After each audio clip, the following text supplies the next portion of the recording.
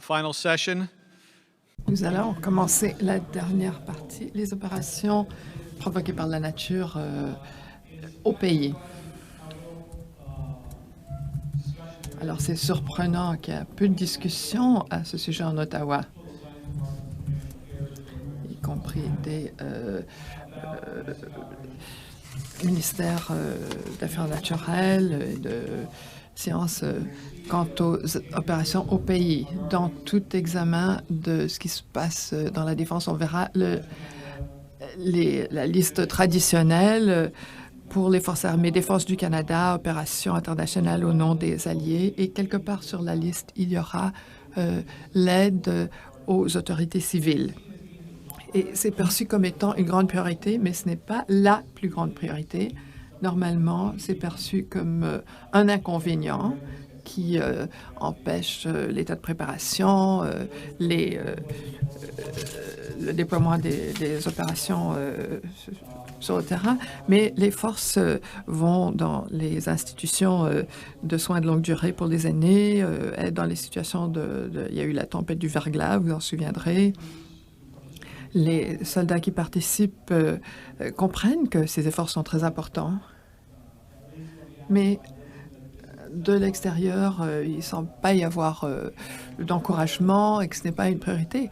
Le général Eyre,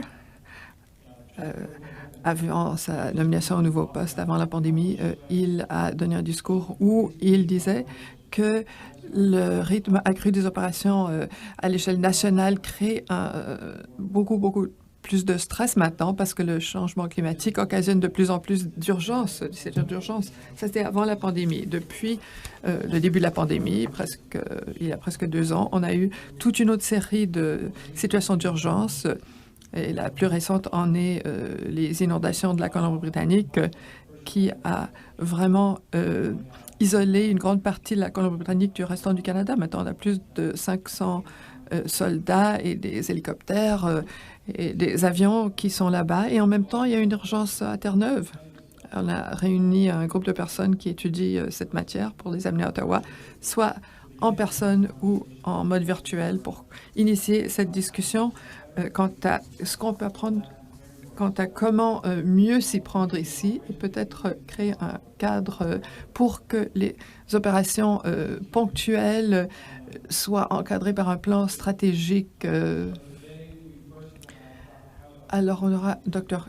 Kausa Ahmed de l'Université du Manitoba et ensuite la Dr. Nirupama Agrawal de l'Université de York et ensuite le Dr. Dadhak de l'Université du Manitoba. Alors, ils font partie d'un réseau qui se penche sur ces choses-là. Alors, on va les réunir. Alors, à vous la parole, Dr. Ahmed. Merci beaucoup. C'est un privilège pour moi d'être ici cet après-midi. Et bien sûr, j'aimerais exprimer ma reconnaissance à l'organisation d'avoir créé ça.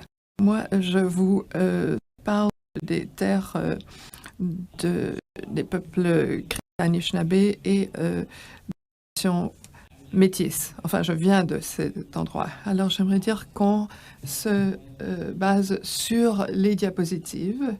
Alors, je vous encourage de ne pas vous ennuyer. Ça aide à orienter ma conférence. Alors, j'ai 19 ans d'expérience avec les forces militaires au Bangladesh. J'ai été déployée plusieurs fois pour des opérations de secours suite au cyclone. Et maintenant, plus tard, j'ai été déployée 2 fois au Manitoba, 2011-2014, à l'appui de mesures d'allègement suite aux inondations. Voici le titre de mon exposé. J'aimerais commencer en disant que les forces armées ont offert un soutien aux autorités civiles suite aux urgences civiles et aux catastrophes naturelles depuis des siècles. Il n'y a rien de nouveau qui est là. dit que c'est au soutien des autorités civiles, donc l'assistance militaire pour la défense civile, on peut le nommer de façon différente. Au cours des dernières décennies, c'est devenu une pratique commune dans les pays développés et les pays en voie de développement de déployer les forces armées pour donner des opérations de secours où il y a des déplacements de population, surtout où il y a des catastrophes naturelles. Et alors, avec dans cette situation, il y a aussi la reconstruction d'infrastructures et d'offrir des soins médicaux font partie des efforts assez réguliers des forces armées, même si ces déploiements ont lieu en dernière proportion et c'est suite à la demande des autorités gouvernementales. Il y a des défis aussi qui découlent du fait que ce sont des personnes de cultures différentes qui vont travailler ensemble. Normalement, ce sont des guerres traditionnelles pour défendre le pays, mais on pourrait dire que les possibilités de guerre à grande échelle sont assez rares dans le contexte géopolitique moderne. Et avec au sein des gouvernements dans les pays démocratiques, il y a un discours exigé sur la discussion de la participation des forces armées suite aux catastrophes d'origine naturelle, parce que ces institutions sont financées par les deniers publics et c'est quelque chose qui sera peut-être de plus en plus répandu à l'avenir. Alors, pourquoi est-ce que les forces armées font appel à l'aide humanitaire et les secours en cas de catastrophe?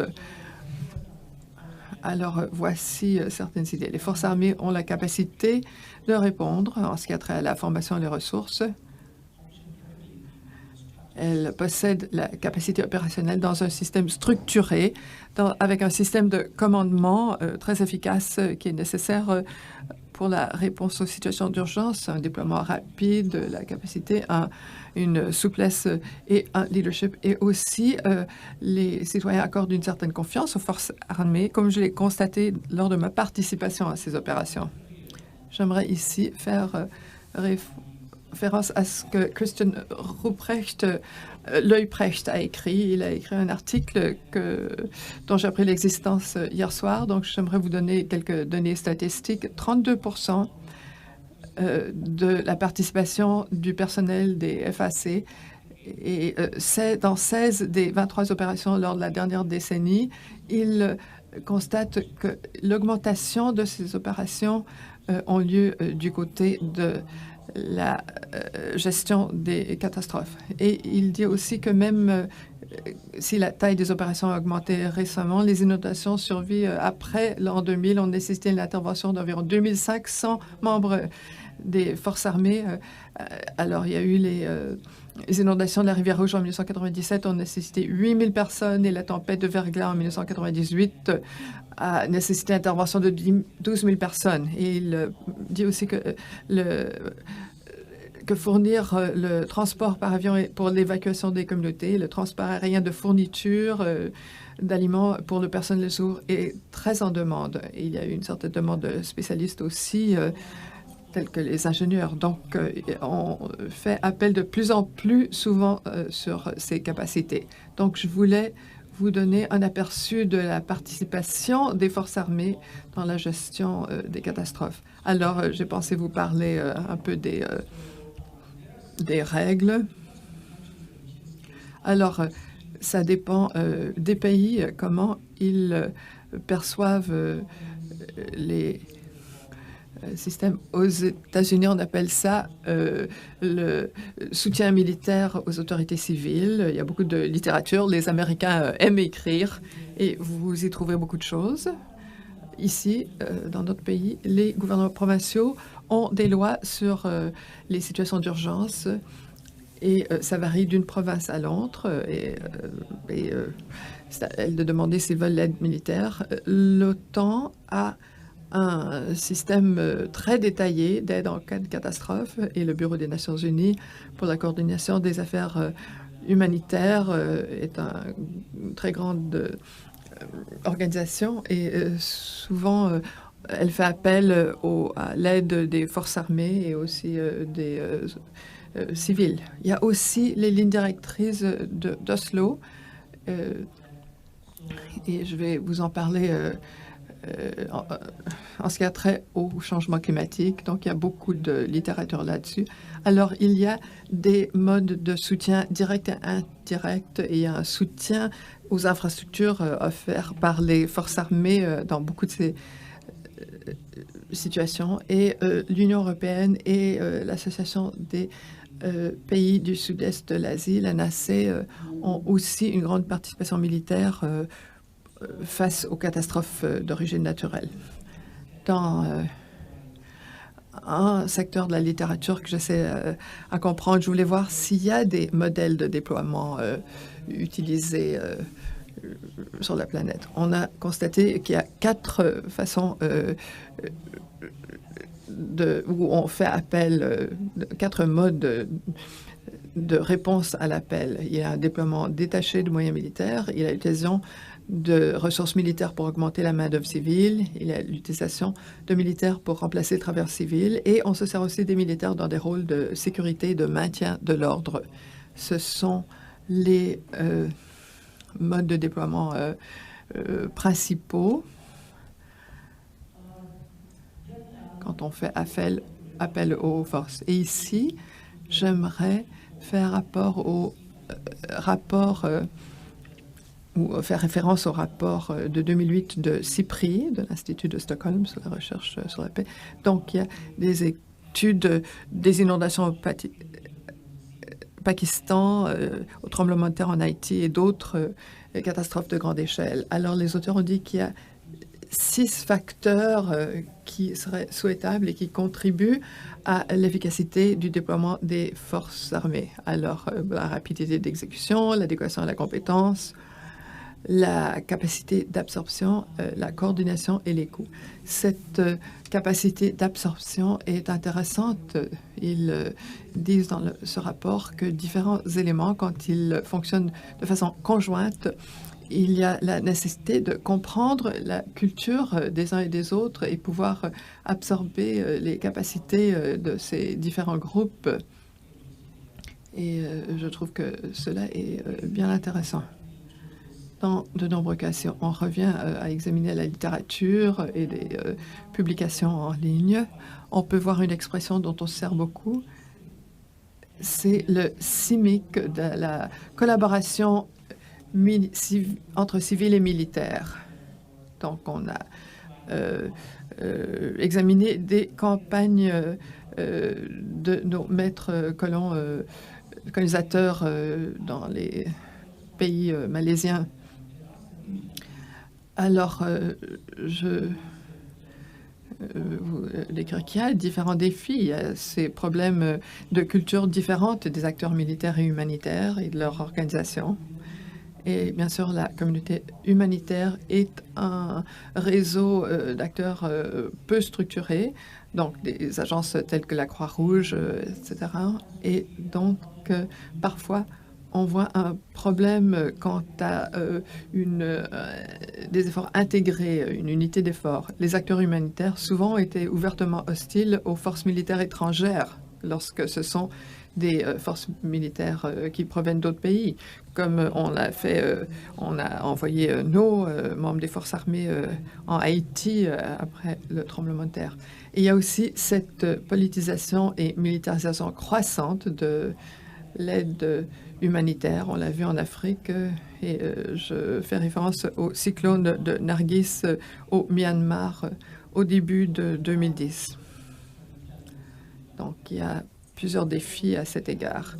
Et bien sûr, les conseils d'orientation sur la coordination entre les civils et les militaires. Il y a rarement de ces conseils parce que normalement, les gens arrivent rapidement à une structure existante. Et voici, je crois qu'on a maintenant ma dernière diapositive. J'ai pu respecter le temps, comme mes instructions l'exigeaient. Alors, leçon à tirer, la communication et la coordination avec les fournisseurs d'assistance extérieure pourraient être améliorées grâce à des exercices et à de meilleures procédures opérationnelles normalisées. Par le passé, je pensais qu'en temps normaux, alors il y a des composantes où il y a l'occasion où les civils et militaires peuvent se rencontrer et faire des exercices de simulation pour discuter de ça, pour que ces procédures opérationnelles soient déjà rodées, exercées. Et aussi, le personnel expérimenté est un atout essentiel, ce qu'on oublie souvent parce que dans le contexte militaire, on essaie toujours à envoyer les personnes qui sont disponibles. On n'a pas de normes pour choisir les gens. On n'a pas d'exigence d'avoir du personnel expérimenté. Même chose pour les organisations civiles. Tout est changé à chaque année. Ce qui est important aussi, c'est de renforcer nos connaissances des connaissances indigènes pour la résilience. Alors, on ne fait pas une bonne conservation, une bonne gestion des connaissances utiles pour faire face aux prochaines catastrophes naturelles. Et bien sûr, renforcer les capacités des pays partenaires en matière d'aide humanitaire et de secours en cas de catastrophe reste un bon moyen d'accroître leur résilience. Alors, j'ai l'intention de clore ici en disant que c'est une réalité de plus en plus fréquente que les membres des forces armées vont intervenir en cas de catastrophe naturelle pour porter l'aide conjointement avec leurs homologues civils. Donc, la coordination est très importante. Merci beaucoup, Dr. Ahmed. Notre intervenant suivant est la docteure Niruprama Agrawal qui nous parle de Toronto. Alors, très bien. Alors, mes diapositives vont apparaître. Je suis très heureuse d'être ici. Merci de m'avoir invitée. Et merci à tous ceux qui ont pris le temps pour nous écouter. Moi, je vais parler afin d'inviter l'engagement et de voir comment on peut composer avec les défis futurs. Alors, est-ce que les établissements de sécurité nationale et d'intervention en cas d'urgence peuvent s'adapter au système dynamique avant que le pays soit incapable d'appuyer une réponse coordonnée à des événements de grande échelle qui portent atteinte au bien-être, la santé et la sécurité? Et on veut aussi intégrer les éléments de la santé émotive aussi. Donc, une démarche globale dont on parlait lors des autres exposés. Voilà, et le titre en est « Menaces en évolution et gestion d'urgence au Canada ». Alors, est-ce que c'est vraiment le moment pour un redémarrage, une remise à neuf qui est ancrée dans l'adaptation? Est-ce que vous pouvez montrer mes diapositives, s'il vous plaît? D'accord, très bien, merci. Alors, j'ai affiché celle-ci pour enfin vous impliquer. Alors, ce sont des images du pays endommagé par l'inondation et pas par des tremblements de terre en Colombie-Britannique. On devient vraiment un peu endurci à voir ces images. On ne comprend pas pourquoi on va changer de canal si on regarde la télévision ou on va à un autre site web si on est en ligne. Donc, on est arrivé au stade où tous les jours, enfin, c'est quelque chose qui arrive presque tous les jours. Alors, si vous vouliez faire une liste des 3 grandes préoccupations en ce qui a trait à la sécurité, ce sont les conditions climatiques extrêmes, les attaques de sécurité et la pandémie. Ce qu'on voit avec la COVID, c'est qu'on voit de plus en plus de strates de vulnérabilité qui exposent des failles dans le système qui a été créé par les humains avec le temps. C'est ce que je vois dans les littératures, que je vois quand j'écoute les nouvelles, et ce sont les 3 grandes menaces à l'heure actuelle. Donc, les pandémies et la cybersécurité. Donc, ainsi que le climat extrême et les changements climatiques. Nous avons vu les répercussions en Colombie-Britannique, nous avons vu l'infrastructure à Terre-Neuve en panne et le système de santé à cause d'une attaque cybernétique. Et donc, ce que nous faisons pour le moment pour composer avec ces urgences au Canada, c'est faire appel aux services policiers, pompiers, les ambulanciers, les paramédics et nos membres des Forces armées canadiennes, évidemment. Nous avons beaucoup amélioré les choses. Dans le passé, on comptait sur les services policiers, les pompiers, les paramédicaux, mais maintenant, nous avons des institutions de gestion des crises. Nous avons donc des systèmes en place pour intervenir. Mais toutes ces menaces se présentent en parallèle. Nous avons traversé des périodes de mutation jusqu'au stade où nous parlons de capacité, de résilience, etc., et pas de vulnérabilité comme dans le passé. Les Forces armées canadiennes sont invitées à aider par suite d'inondations, de feux de brousse, de feux de forêt, alors qu'ils continuent d'intervenir à cause de la COVID. Pardon, j'ai oublié de faire avancer les diapos. Je suis déjà à la 4e.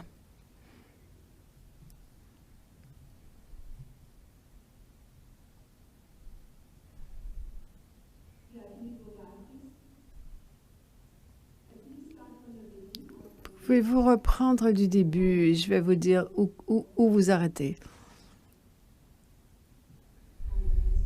Et la suivante, et l'autre encore. Parfait, merci, merci. Donc, je vais simplement parler de ce que nous pouvons faire, en fait, des enjeux devant nous. Nous avons des systèmes de gestion des crises maintenant qui existent.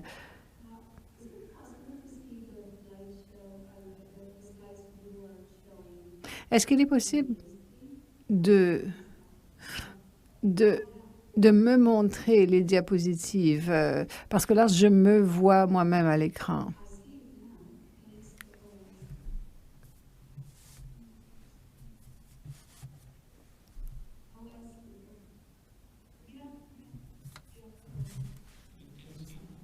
Est-ce que vous voyez maintenant? Oui, oui, oui. Donc, il y a différents facteurs qui jouent, qui contribuent aux défis que nous rencontrons aujourd'hui. Nous avons des systèmes de gestion des crises bien établis, mais pas adéquats, pas suffisants, vu les menaces mutantes. Nous avons des systèmes mais qui n'évoluent pas au même rythme que les crises. Nous avons des activités de prévention, de réduction des risques, mais ne permettent pas encore de prévenir les dommages et les crises. Même chose pour les mécanismes de réponse ou de rétablissement. Ils existent, mais la capacité n'est pas suffisante. L'équipement, les ressources sont déficients. Nous avons des systèmes de gestion des crises au niveau local et au niveau provincial et des systèmes d'avertissement précoce. Donc, pourquoi avons-nous tant de difficultés chaque fois que nous rencontrons des événements catastrophiques? Les systèmes d'alerte précoce fonctionnent, nous le savons, mais nous ne sommes pas à la hauteur de l'évolution de la technologie. Ou alors, quelque chose fait défaut. Nous avons raté, par exemple, récemment, la détection d'une tornade à Barrie et on n'a pas pu avertir le public à temps. Même chose en Colombie-Britannique avec cette rivière atmosphérique et les pluies torrentielles que nous avons subies auraient dû être mieux comprises alors que nous traversons une deuxième année consécutive de ce genre d'expérience, enfin d'apprentissage. Donc, il y a un hiatus entre les connaissances, la science, les données, les politiques et la mise en œuvre de celles-ci. Donc, ces lacunes, ces hiatus sont identifiés comme un des problèmes auxquels il faut vraiment s'attaquer. Prochaine diapositive. Comme je l'ai mentionné, les provinces ont leur structure. Les municipalités sont maintenant tenues d'avoir des gestionnaires de crise, d'urgence. Et donc, la plupart des grandes villes ont ce personnel. Donc, le système existe. Comment l'utiliser plus efficacement, plus intelligemment? Nous parlons de réduction des risques, mais l'action est axée sur les réponses. La mentalité est toujours une intervention axée sur les réponses. Et quelque chose qui est axé sur la réponse est aussi axé sur les besoins. C'est comme une commande personnalisée. Si vous avez besoin de quelque chose aujourd'hui, vous allez regarder, chercher où commander, comment l'obtenir. C'est exactement ce que nous constatons. Les capacités ne peuvent pas se construire du jour au lendemain. Et donc, par exemple, les équipements de protection personnelle n'ont pas été remplacés assez rapidement, ce qui a entraîné beaucoup de chaos pendant la COVID-19. Prochaine diapositive, merci. Donc, s'agissant du rôle des Forces armées canadiennes, il y a une augmentation de 40% de telles missions des FAC. Gardons cela à l'esprit. Voici les déploiements actuels. Ce sont des déploiements au Canada. Comme Steve l'a mentionné aussi, les forces armées interviennent dans les inondations, dans les problèmes d'eau contaminée. Parfois, les territoires sont tellement éloignés, seul l'équipement militaire peut y parvenir. Donc, comment donner accès à ce qui est requis sur le terrain? C'est par l'entremise des forces armées à qui on fait appel. La réponse à la COVID, les interventions sur la COVID se poursuivent. Les forces armées ont aidé récemment dans une province où les taux de vaccination faibles étaient le maillon faible, justement. Tout cela se fait en parallèle. Les forces armées sont une ressource coûteuse. Leur programme de formation exige beaucoup de ressources, donc il faut le savoir. Prochaine diapo. Juste pour vous donner une idée, voici les déploiements internationaux, donc les déploiements à différentes fins, y compris de la formation conjointe, des activités de maintien de la paix. Donc, ils doivent être très actifs à l'étranger. Ils sont partout. Et aussi, on fait appel aux forces armées pour des missions nationales. Alors, c'est vraiment une grande pression sur les ressources des forces armées. Il faut le savoir. Donc, nous avons besoin de redémarrer le système axé sur l'adaptation, qui puisse être axé sur l'adaptation. Donc, je vous invite simplement à réfléchir à la façon de relancer un système qui soit axé sur une adaptation au changement climatique, aux incertitudes et aux autres éléments que j'ai indiqués ici. Il faudrait un zonage des risques, il faudrait identifier les communautés, les infrastructures qui se trouvent dans ces territoires à risque. J'ai pris connaissance d'une étude récente pendant les inondations au Québec et en Ontario. En fait, l'étude a suivi ces inondations. Il semble que 94% de la population, selon les sondages communautaires, ne savait pas qu'ils vivaient dans une zone inondable. Comment est-ce possible? Alors, nous progressons, cela ne fait aucun doute. Nous devons simplement identifier toutes ces lacunes et essayer de les combler. mon deuxième commentaire ici, c'est le renforcement de la résilience. Donc, si nous concentrons sur l'impact des changements climatiques et les conséquences de toutes sortes de catastrophes et que nous essayons de réduire ces conséquences en plus petites parties, on peut essayer de voir lesquelles on peut régler immédiatement, lesquelles à moyen terme, lesquelles à court terme. Donc, consolider la résilience en réduisant la gravité des conséquences. Personne ne peut s'attaquer à tous les problèmes d'emblée, d'un seul coup. Mon dernier commentaire concerne la consolidation des capacités en renforçant les 5 capitaux. Le capital humain. Il faut investir dans les ressources humaines, la formation, l'éducation. Il nous faut du capital financier, un capital physique, un capital naturel et enfin le dernier, le capital social. Alors, je vais vous donner quelques exemples de chaque forme de capital. Le capital humain passe par les aptitudes, le savoir, le capital financier, l'accès aux fonds.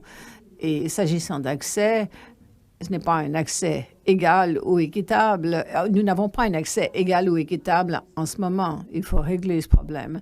Donc, il faut un accès aux ressources financières et à toutes les autres ressources.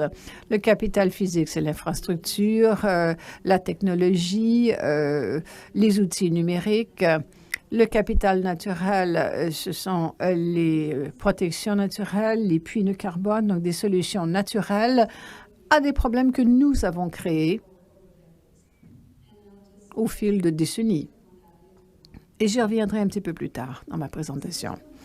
Le capital social, nous voyons à quel point il peut être important et à quel point il est robuste parce qu'il passe par les médias sociaux, le réseautage, et c'est l'avenir. Ensuite,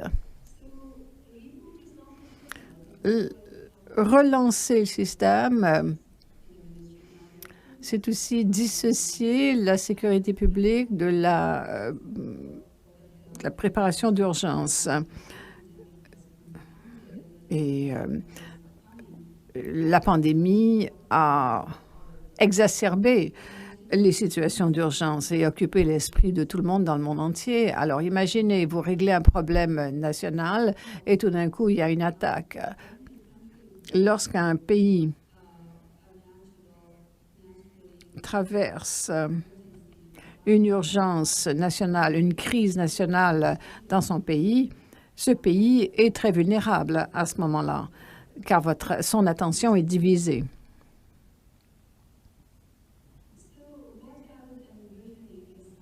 Donc, ce que j'envisageais est quelque chose comme un système d'aide humanitaire et de réaction à une crise. Un système qui pourrait travailler en parallèle avec les Forces armées du Canada. La formation pourrait être conjointe, c'est-à-dire qu'il pourrait être formé en même temps et il pourrait répondre aux besoins du pays. Donc, j'ai noté administration. Alors, le gouvernement, la législation, nos recherches, nos études devraient alimenter les lois. Ensuite, j'ai donné donc administration, la Défense nationale, Sécurité publique Canada, la gestion des crises provinciales, territoriales, et puis les organismes non sans but lucratif comme la Croix-Rouge, l'Armée du Salut, Global Medic et plusieurs autres. À droite, j'ai indiqué sciences et données. Alors, l'administration, les sciences et les données doivent toujours travailler main dans la main. Autrement, c'est la même chose. Les lacunes continuent de s'agrandir et ce serait difficile de rester au fait de toutes les lacunes que nous créons inconsciemment au fil du temps. Toutes les organisations que j'ai énumérées à droite nous aident. Environnement et changement climatique Canada, Ressources naturelles Canada ont des données très riches que nous pouvons utiliser pour la recherche et pour nous renseigner. Je regarde le dernier point assurance du côté de l'administration. Et je voudrais là prendre quelques instants, quelques secondes en fait, pour vous parler d'assurance. Si vous parlez d'assurance, tout d'abord, nous n'avons pas d'assurance contre les inondations au Canada. Il y a donc quelques agences d'assurance, quelques compagnies d'assurance qui en offrent, mais elles sont difficiles à trouver. Vraiment, sur Internet, il faudrait beaucoup travailler pour les trouver un lien. Et ensuite, l'assurance doit-elle être nationale, provinciale, territoriale, axée sur un seul risque ou sur l'ensemble des risques? Comment doit-elle être conçue? Donc ça, c'est une question. Diapo suivante, s'il vous plaît. Ensuite, voici ce que nous avons. Nous avons... Pardon. Le Canada suivra. Voici ce qui se passe aux États-Unis, chez FEMA. Nous nous inspirons toujours du modèle FEMA, du modèle américain. Que fait la FEMA pour l'assurance inondation, pour aider les citoyens après une telle catastrophe? Tout cela étant dit, les fonds nationaux passent par la FEMA aux États-Unis. La FEMA sous-traite la distribution. Les compagnies d'assurance et leurs avocats attribuent mal les fonds.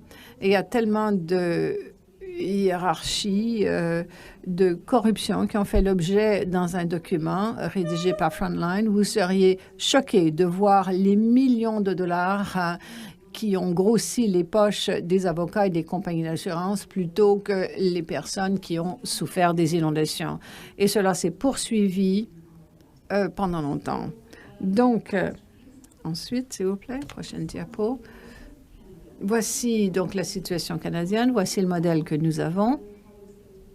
À Sécurité publique Canada, nous avons un programme de réduction des catastrophes naturelles lancé en 2015 à cause de toutes ces inondations et ces tempêtes de glace, etc. Donc, il fallait faire quelque chose. Ceci ne vise que les inondations. Dès 2015, je pense que le programme était établi pour 5 ans uniquement. Maintenant, il a été prolongé jusqu'en mars 2022. Prochaine diapo. Alors, les Pays-Bas, je voulais vous présenter ce modèle. Ce qu'ont fait les Pays-Bas a été d'éliminer l'assurance inondation depuis 1953 parce que ils ont constaté que l'assurance nationale inondation, ou même privée, encourage les constructeurs qui construisent des logements dans ces zones inondables.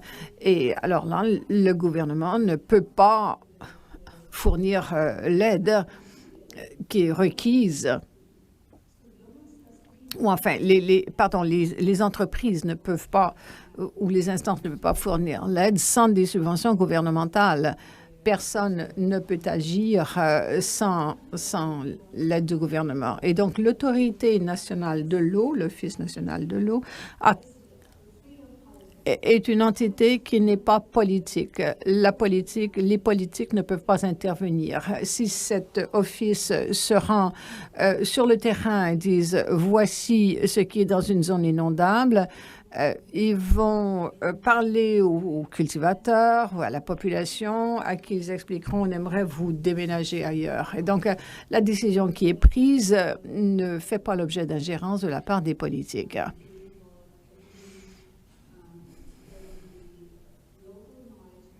Donc, créer un espace pour la rivière, il y a cette connaissance locale permettant plus d'espace pour la rivière afin qu'elle puisse passer par les terres. Donc, c'est un modèle que les Pays-Bas ont adopté. Revenons à la question d'assurance. Est-ce possible au Canada? Voulons-nous créer un régime d'assurance? Je sais que nous en parlons beaucoup. Tout le monde aimerait que le gouvernement fédéral fasse quelque chose par rapport à l'assurance inondation, mais voilà les difficultés auxquelles nous nous exposons. Prochaine diapo. Oui, j'ai presque terminé. Voici la dernière diapo que je voulais vous présenter. Notre attention est tournée vers différentes choses, notamment cette coalition, High Ambition Coalition, qui vise à protéger la Terre et les océans. Jusqu'à présent, on négligeait les océans. On ne parlait que du territoire, donc d'amélioration de l'écosystème sur Terre. Mais maintenant, les océans représentent 70% du monde. Et donc, nous nous concentrons maintenant sur les océans. Et je veux aussi vous dire qu'il y a d'autres méthodes qui peuvent être mises en place, notamment dans les forêts, et qui sont de loin supérieures à simplement l'idée de créer des forêts. Il y a d'autres méthodes similaires à celle-ci pour améliorer l'écosystème et ramener la biodiversité. Et pardon d'avoir dépassé le temps qui m'était imparti. Je m'arrête là. Merci beaucoup. Merci beaucoup. Notre dernier conférencier, le Dr. Emmett Hawk de l'Université du Manitoba.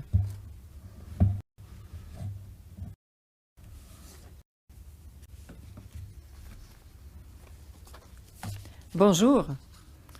Désolée de ne pas pouvoir être avec vous cet après-midi, mais je suis avec vous de tout cœur. Tout d'abord, j'aimerais remercier Steve et son équipe de m'avoir invité et de m'avoir pu écouter tous les conférencières depuis ce matin. J'ai écouté et je trouve très intéressant. Et comme Steve le dit, si ça va trop bien, il faudra en faire davantage. Alors, si vous pouvez continuer, nous allons vous appuyer.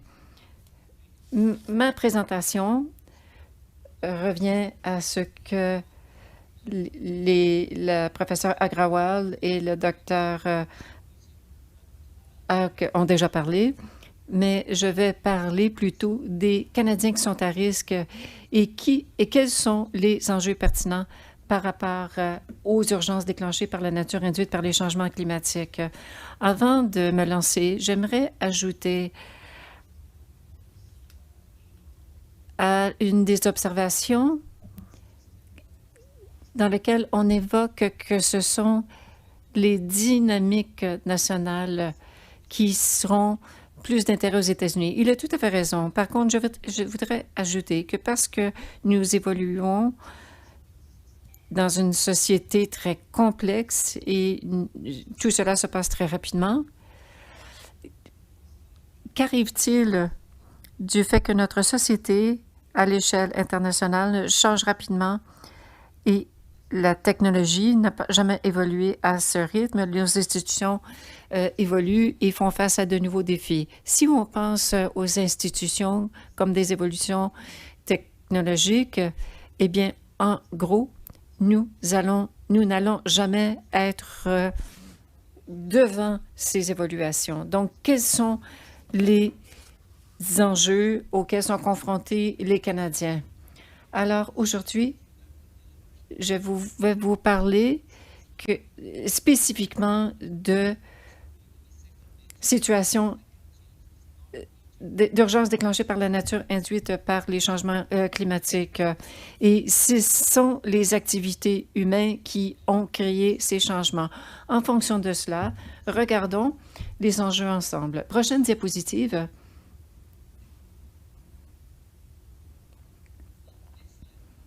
Prochaine diapositive. Alors voilà. Que se passe-t-il au Canada depuis les 30-40 dernières années? Lorsqu'on regarde les catastrophes majeures, Canada n'a jamais été confronté à une catastrophe d'une valeur de 1 milliard de dollars avant les années 70. Mais il y a eu des événements qui ont coûté plus qu'1 milliard. La tempête du verglas a coûté très cher également. Et en 2013, l'inondation à Calgary a coûté 5 milliards de dollars. Donc, l'industrie de l'assurance, ma collègue en a déjà parlé. Par contre, plusieurs agences d'assurance auraient fait faillite au Canada entre 2008 et 2018. Durant cette période de 10 ans, nous avons vécu 185 catastrophes majeures. Nous voyons davantage donc de catastrophes Et le réchauffement planétaire et le changement climatique est un facteur important qui fait en sorte que nous avons de telles situations ici, sur notre territoire et dans nos plans d'eau. Alors, est-ce qu'on pourrait se fier à la science complètement? Ou est-ce qu'on pourrait se fier sur des données non scientifiques? Selon moi, la science peut nous aider. Lorsque j'enseignais plutôt à Brandon dans les années 90, à l'époque, dans ma classe, j'ai évoqué que les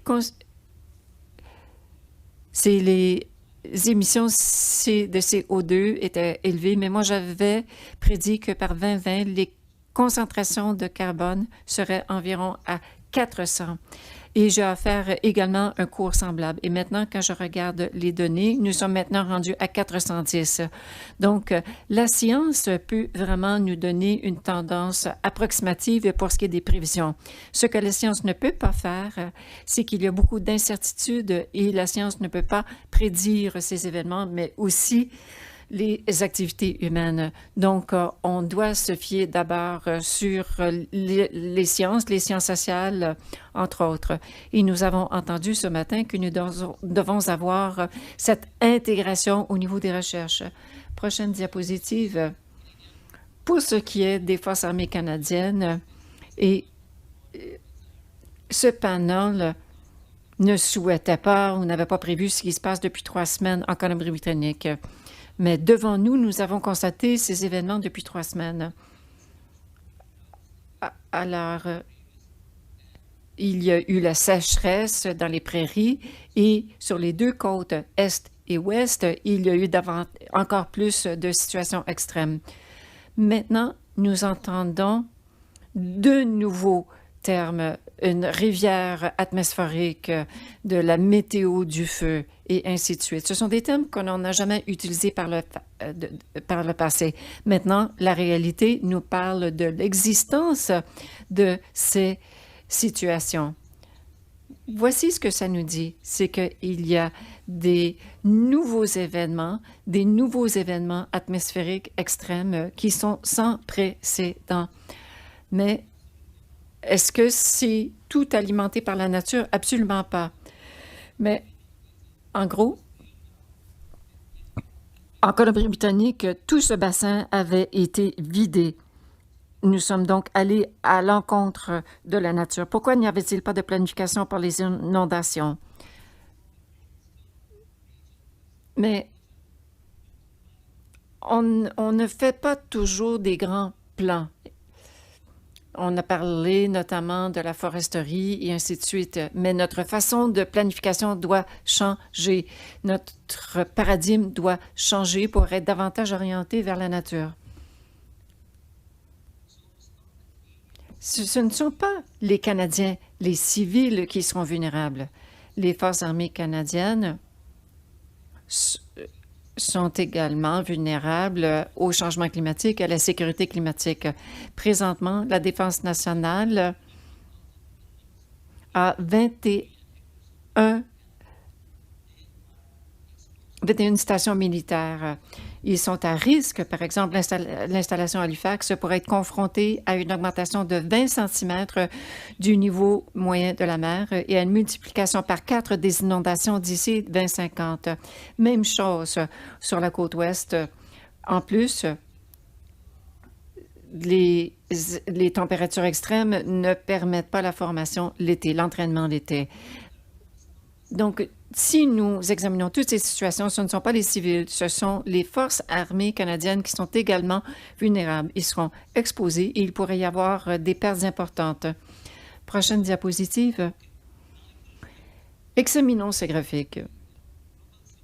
Le scénario à l'échelle internationale, nous voyons qu'on ne peut pas examiner le Canada en isolement. Les Canadiens doivent avoir la paix et l'ordre au niveau international. Pour ce faire, nous devons être impliqués. Les FAC ont aidé avec la reprise dans certaines parties du pays, mais il y aura davantage de demandes de différentes parties du monde avec les changements climatiques. Donc, les FAC font partie à un défi important et grave maintenant et à l'avenir. Alors, j'ai 2 questions importantes à vous poser par rapport à la nature changeante des besoins d'urgence et d'adaptation. Voici les 2 questions, vraiment questions importantes qui ressortent de cette discussion. Quelle est la nature de la tendance émergente dans les divers événements extrêmes induits par le changement climatique? En général, ce qui se passe hors norme et ce qui est erratique et donc imprévisible, il y a très peu de choses qui sont imprévisibles. L'incertitude est un élément critique de la tendance émergente.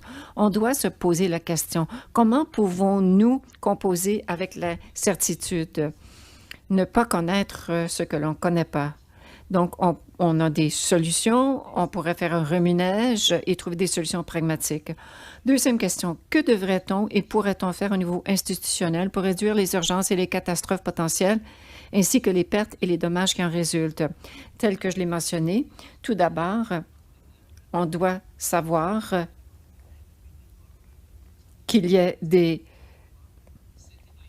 solutions à long terme, ou aussi on doit penser à une planification harmonisée avec la nature. De cette façon, à long terme, on pourra optimiser la situation et réduire et atténuer les dommages.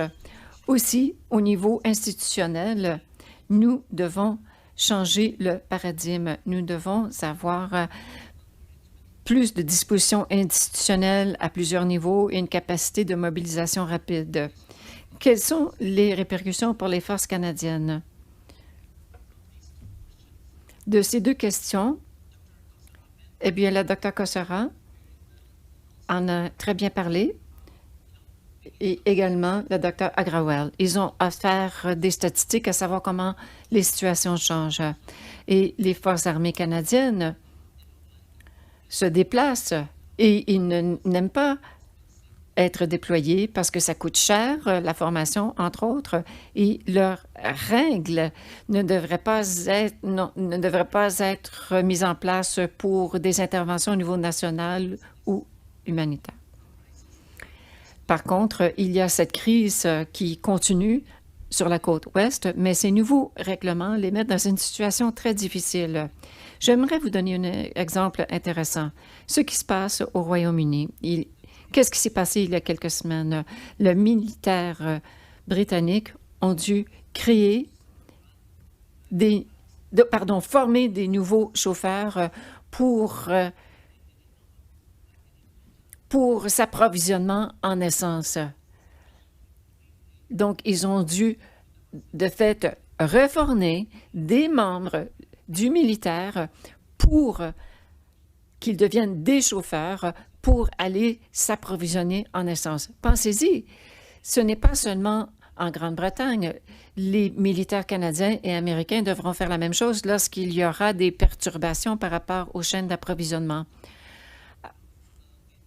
Alors, comment peut-on se préparer pour de telles circonstances? On doit pouvoir s'adapter, on doit être souple, mais nous avons pouvoir nous mobiliser très rapidement. Donc, des modèles d'avis précoces, c'est très utile. Il faut aussi créer des scénarios et d'autres technologies que l'on pourrait utiliser. Nous avons déjà plusieurs outils institutionnels que l'on pourrait utiliser, mais nous devons les explorer et avoir davantage de discussions au sujet du rôle des FAC et d'autres institutions. Alors, je vais terminer ici. J'ai quelques points. Il ne me reste que 2 ou 3 diapositives.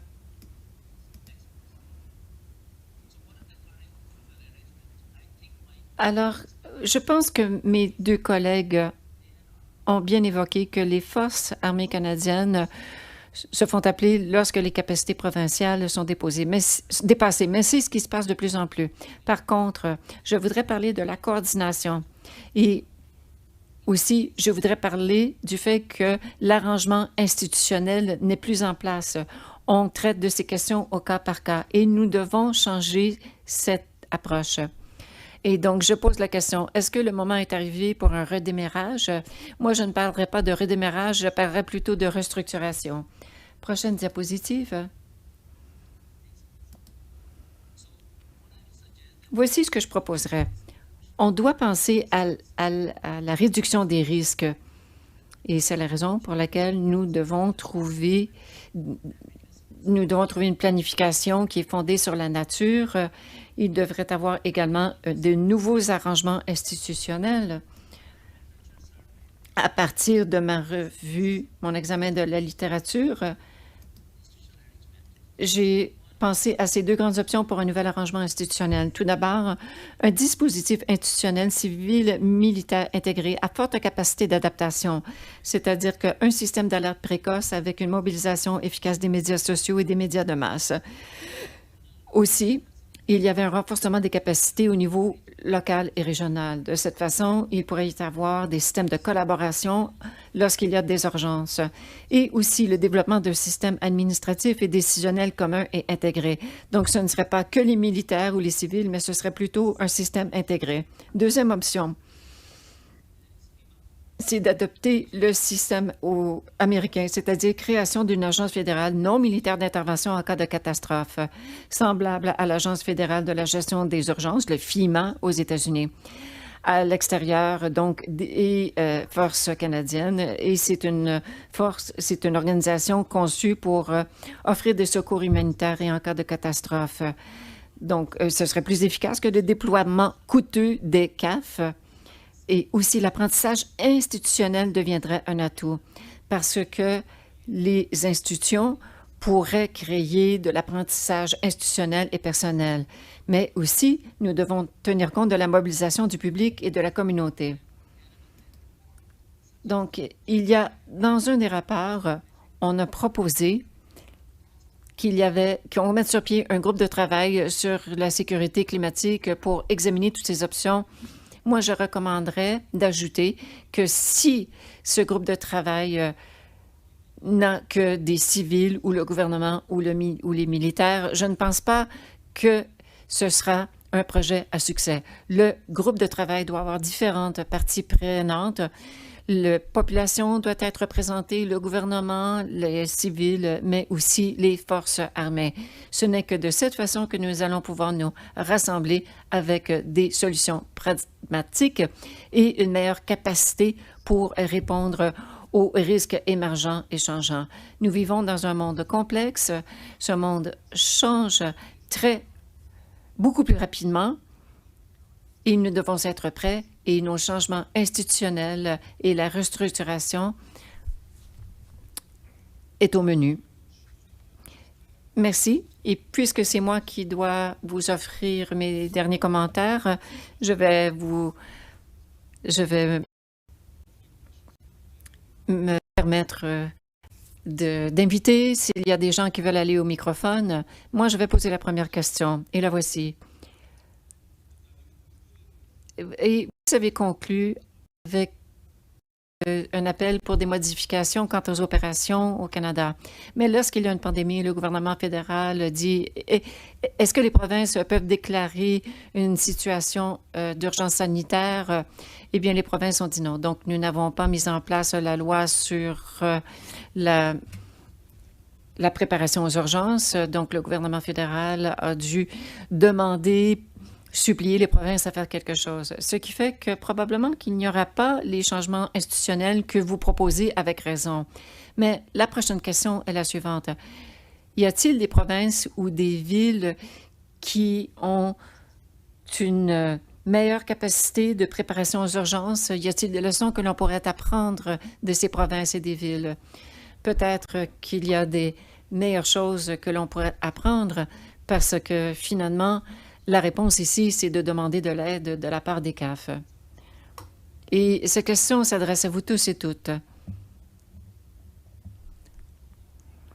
Alors, je vais répondre et ensuite, ma collègue pourrait se joindre à moi. Il y a des champs de compétences au Canada au niveau fédéral et provincial, territorial. Donc, on vit dans une structure de pouvoir délégué. Cela étant dit, pour prendre la bonne décision, on a besoin d'un leader courageux et on doit aussi penser de façon courageuse.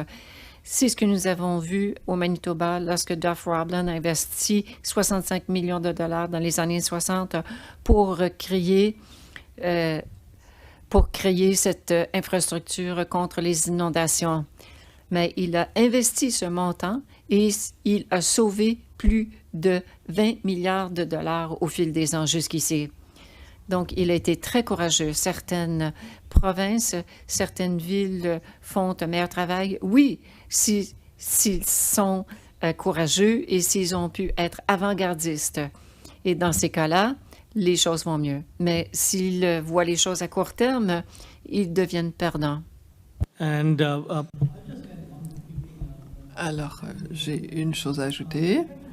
J'aimerais faire une différenciation entre les catastrophes. Par exemple, le problème de santé publique qu'on a, la COVID, et les catastrophes naturelles. Alors, du côté des catastrophes naturelles, il y a la urgence qui est les autorités d'urgence qui sont enclenchées au niveau fédéral et provincial en même temps, mais ce n'est pas la même chose du côté des problèmes de santé publique.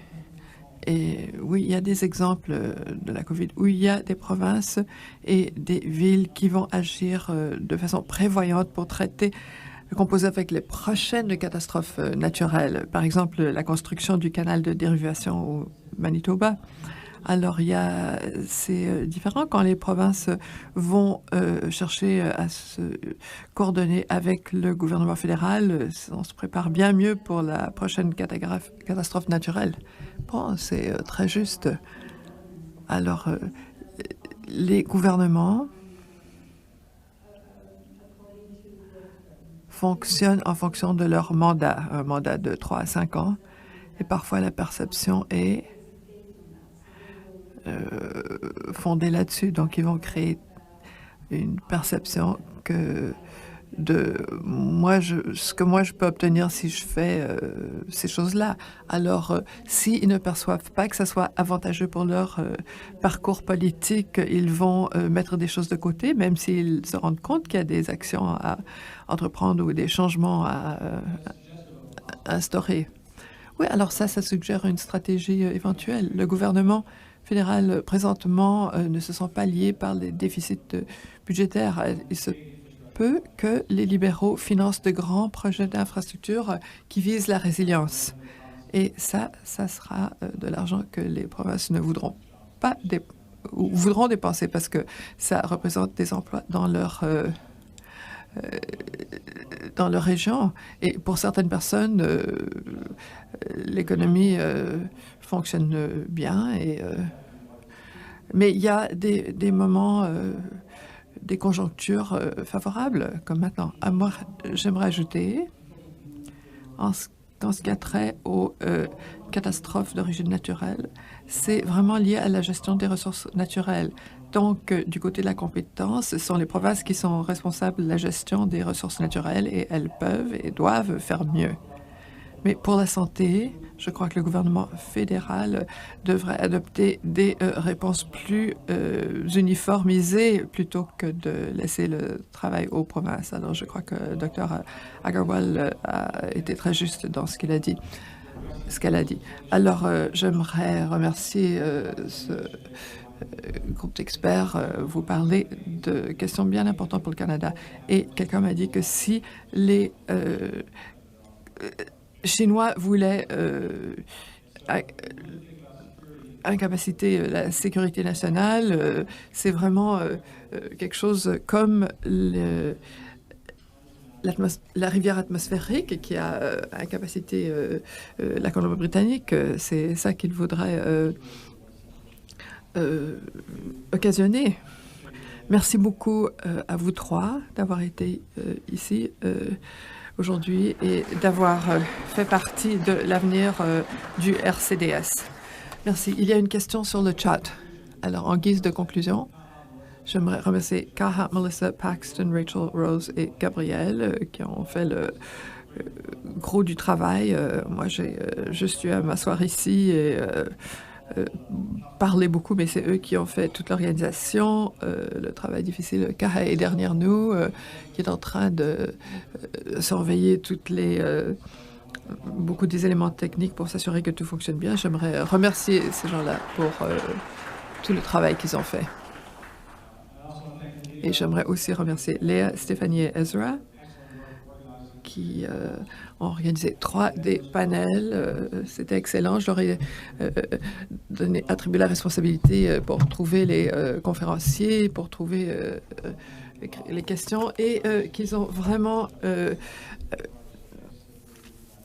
ils nous ont amené des conversations très intéressantes, parfois provocatrices, qui ont été très réussies. Et plusieurs organisations jouent un rôle. Les WACPS, Women of Security and Panthers, le CRSH pour le financement, Minds, qui a financé ceci, NIPSIA, et aussi le Réseau canadien pour la défense et la sécurité ont tous joué un rôle. Merci. Vous ne devez pas les applaudir. La majorité ne sont pas ici. Alors, j'aimerais vous demander une faveur. Dites-nous ce qu'on a bien fait aujourd'hui, ce qui aurait pu mieux se passer, à l'exception du fait qu'on a servi beaucoup de viande de porc dans notre repas. Ce qu'on aimerait voir pour la conférence pour l'année prochaine, chaque année, les partenaires nous communiquent ce qu'ils ont anticipé comme problème pour l'année à venir, et ils sont très bons dans leurs prévisions. Alors, si vous avez des idées pour l'année prochaine, dites-nous-le. Nous sommes très bons à utiliser cette rétroaction. Alors, c'est le premier événement avec la première conférence en présentiel ou à moitié depuis 2019. Alors, j'étais à Toronto, j'étais à l'aéroport et j'entendais tous les gens tousser, renifler, et c'est la journée où Tom Hanks est tombé malade de la COVID, et on a su répondre à cette crise. Alors, si vous avez des suggestions sur comment on pourrait faire mieux pour la conférence, dont le réseau devrait être informé ou devrait étudier, dites-nous-le. C'est un privilège d'avoir des gens de la communauté de la défense et de la sécurité d'Ottawa et d'autres événements. C'est merveilleux que vous ayez pu être ici avec nous. J'apprécie beaucoup votre présence aujourd'hui. Veuillez répandre la nouvelle avec vos collègues que ceci sera accessible sur Internet. Et on a hâte à se réunir dans une salle avec plus de gens et peut-être sans masque. Alors, on vous souhaite de bonnes fêtes et on espère se revoir l'année prochaine. Merci.